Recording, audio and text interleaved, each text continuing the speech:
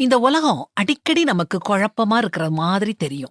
அப்படிப்பட்ட நேரங்கள்ல நம்ம அமைதியா, மனரம்யமா இருந்தோம்னா, அது நம்ம மன வலிமைய காட்டும். இதுதான் சூப்பர் பவர்.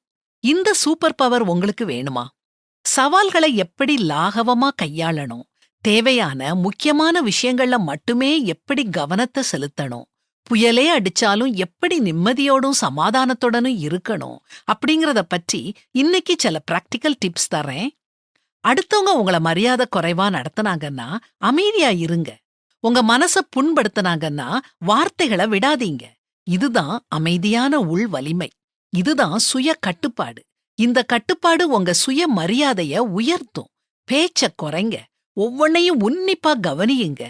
செயல்படுறதுக்கு முன்னால கவனிச்சு பாருங்க. இப்படி நாம செஞ்சோம்னா, நம்முடைய தெரிவு சரியானதா இருக்கும். இன்னொன்ன நல்ல மனசுல பதிச்சு வச்சுக்கோங்க. நம்ம ஒழுக்கம் நம்முடைய வார்த்தைகளை விட சத்தமா பேசும். நமக்கு எந்த விஷயத்திலையும் பிரயோஜனம் இல்லாதத விட்டுருங்க. தேவையில்லாதவற்றில நேரத்தை வீணாக்காதீங்க.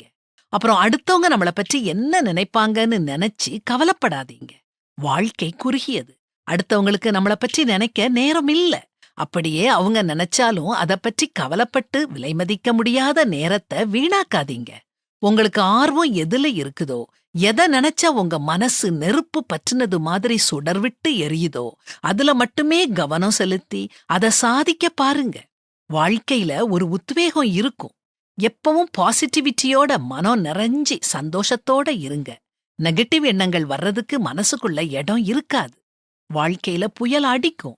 தேவனுடைய குடைக்குள்ள தஞ்சம் அடைங்க. நம்ம லேசா நனையலாம், ஆனா அடிச்சு செல்லப்பட மாட்டோம். நாங்கள் எப்பக்கத்திலும் நெருக்கப்பட்டும் ஒடுங்கிப் போகிறதில்லை. கலக்கமடைந்தும் மனமுறிவடைகிறதில்லை. துன்பப்படுத்தப்பட்டும் கைவிடப்படுகிறதில்லை. கீழே தள்ளப்பட்டும் மடிந்து போகிறதில்லைன்னு சந்தோஷமா சொல்லலாம்.